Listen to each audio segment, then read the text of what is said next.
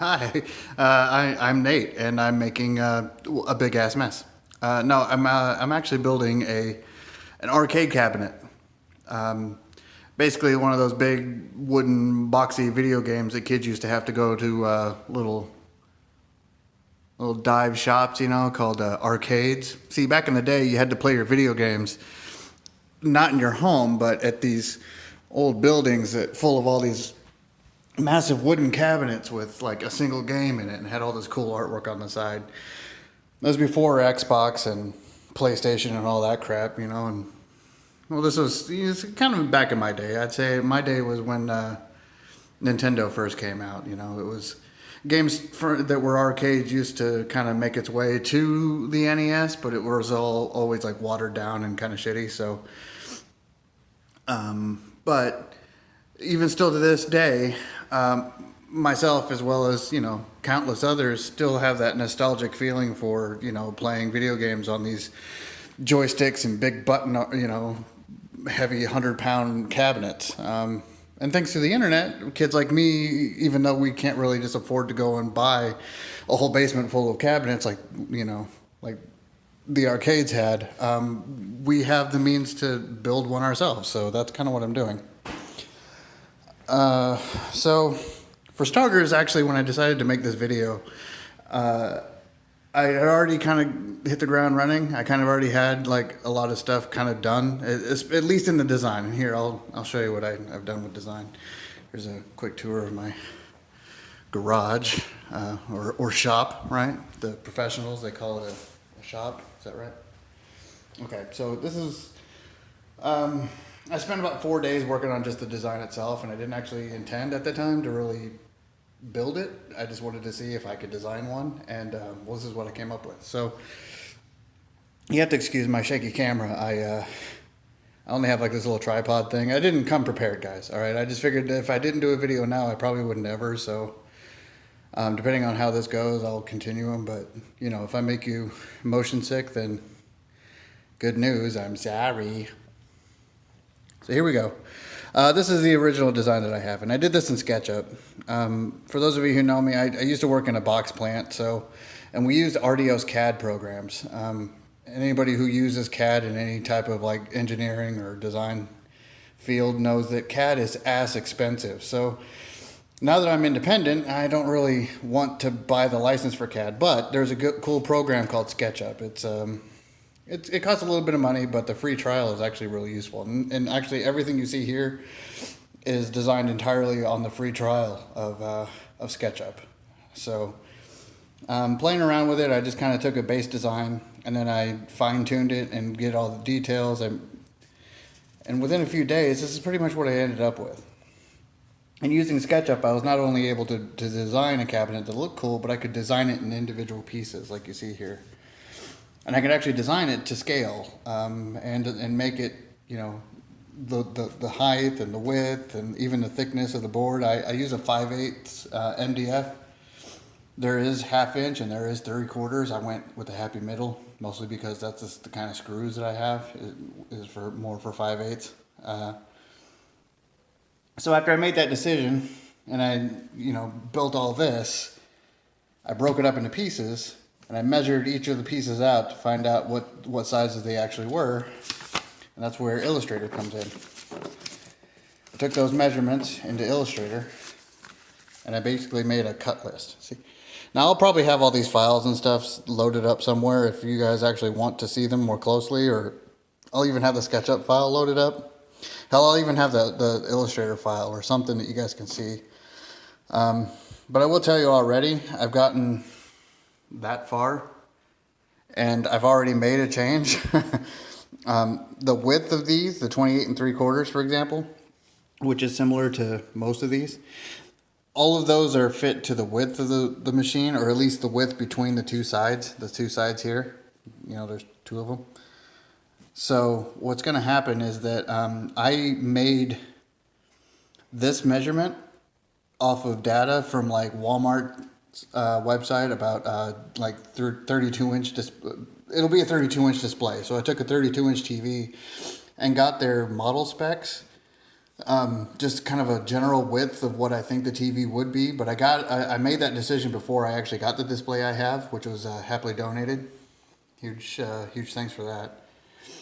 Now the good news is that I was only off by like an eighth when I got the display that I got. But I also figured that I'd probably need a little bit of wiggle room to, get the display in the box as well as kind of shift it around and get a little bit of room to adjust it, to mount it. So this 28 3/4 is actually 29 1/8 now. I'm going to go in and change this number in my specs before I upload them anywhere for people to use.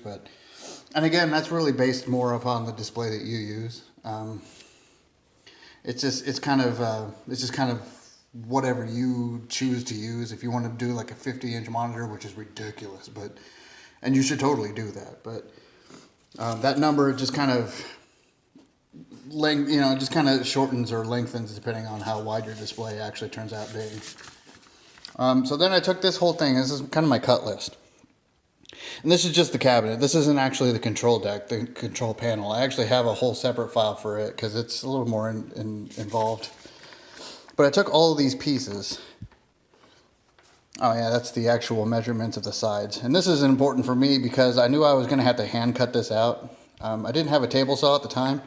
I do have one now, but it's not actually mine. It turns out my dad had one sitting in his shop like for 2 years, still in the box, never used it. And I told him I was doing this, and he couldn't have been happier for me. So he told me, if you want to put it together, you can use it in the shop until I get mine set up. So anyways, thanks, Pops.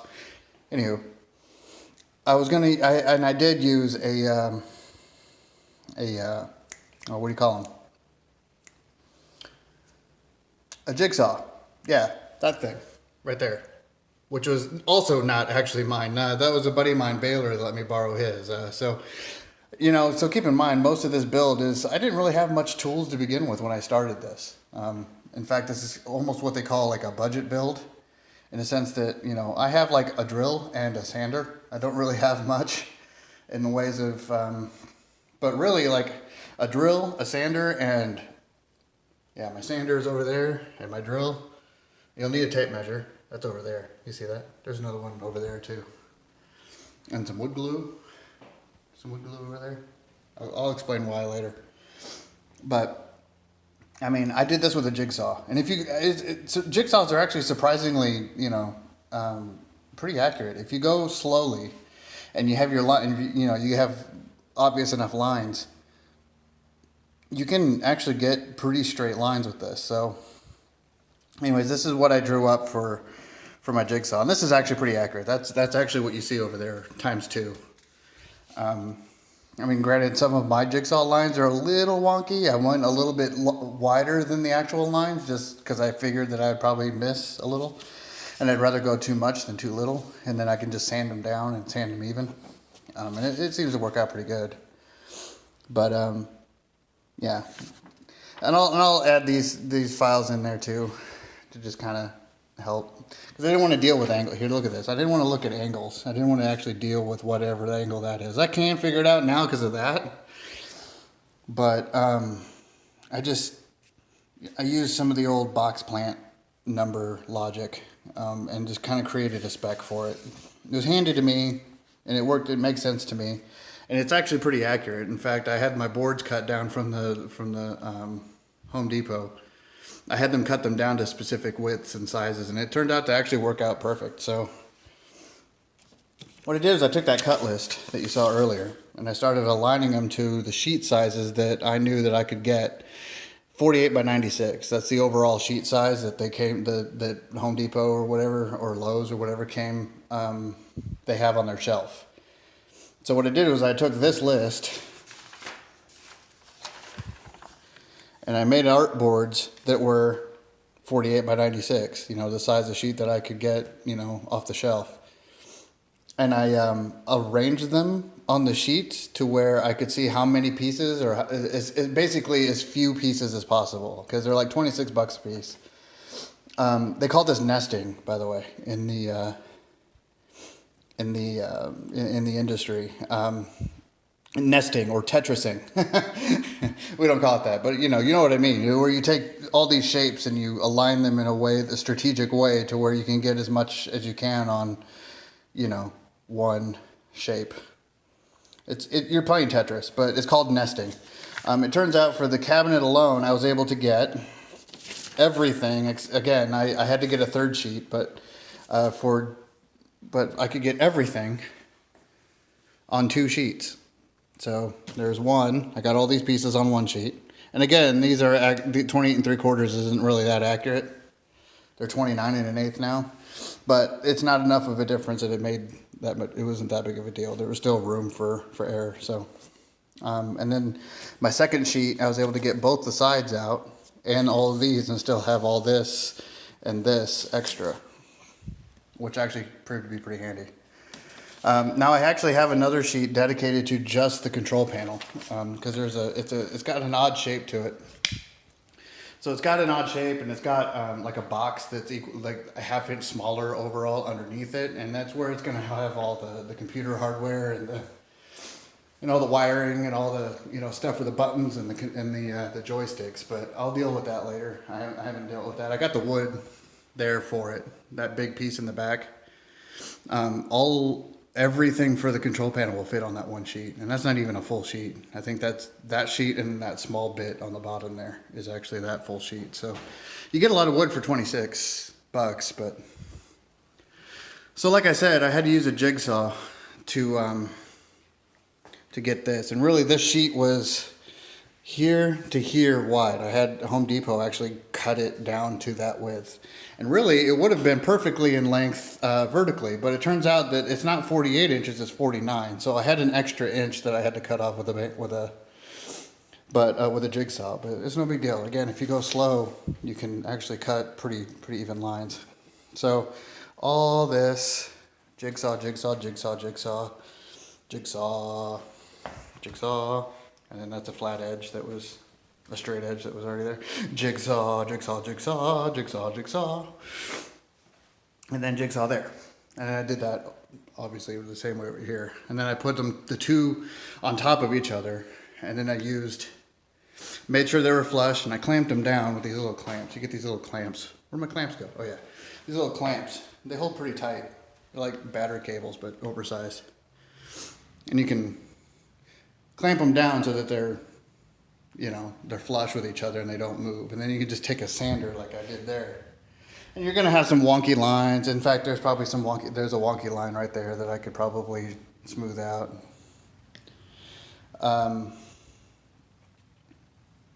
And I will. But overall, I mean, they're pretty identical. They're pretty much the same. I mean, if you look really closely, you can see where I went a little wide in this corner here, like there.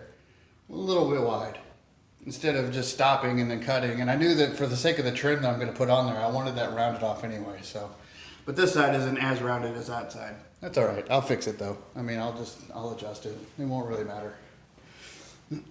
It's just cosmetics. But overall, I got all those sizes down, and then all those other boards that I cut are in between, basically. Using this table, I was able to cut down all these. Like we got the front angle that's going to go on the front. I think this is, I don't even know what that is. It's something else. Oh, I think this is the bottom. And I have them all labeled here. Display back. I mean, these are all just square rectangles, set at the width that the machine's going to be at, and, depending on the pieces.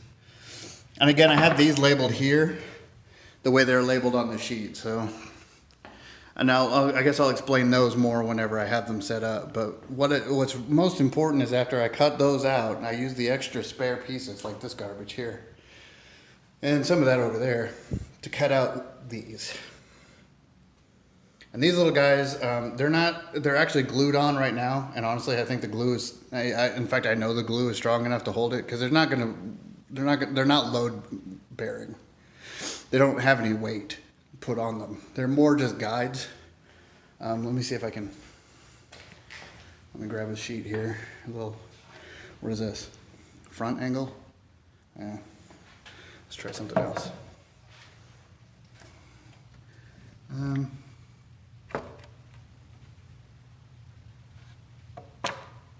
All right, so front face. No, let's not do front face.